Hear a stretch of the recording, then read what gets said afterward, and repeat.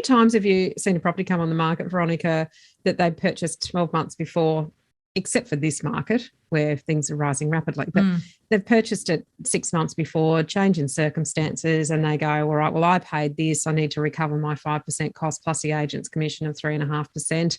So I need an extra 8.5% to get out of this property. That assumes that the market has risen that much. And of course, people are smart enough now to know that just because you paid it doesn't mean that it's worth it now. Yeah.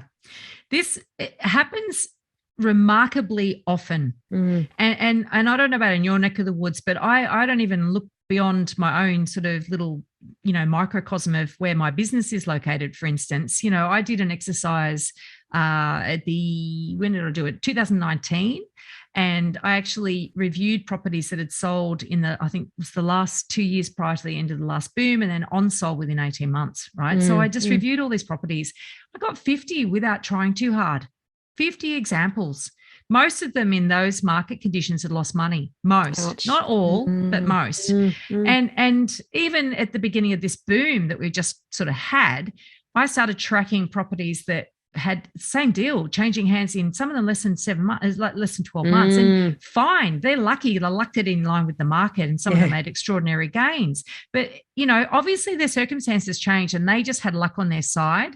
The first bunch, those 50 properties that I evaluated a few years back, they didn't have luck on their side, and they had still needed to sell. And I think that that's an important thing to understand. If you remember one of my favourite reports, the Pain and Gain report, the CoreLogic's Pain and Gain report.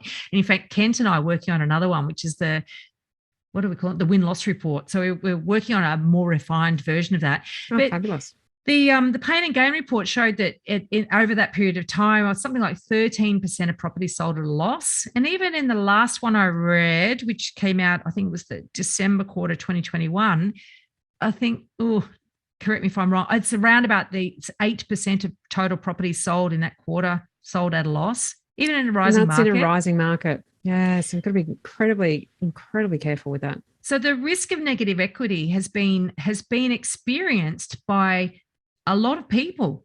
And I think it's underplayed. Those people may have been able to pay their mortgage off because they owned or they paid it down, or they'd actually had a 20% deposit in the first place and they lost less than that, but they actually sold for less than they paid. And so when you sell for less than you paid, when you've got a 5% deposit, the risk of you actually ending up owing more than you get for that property is huge.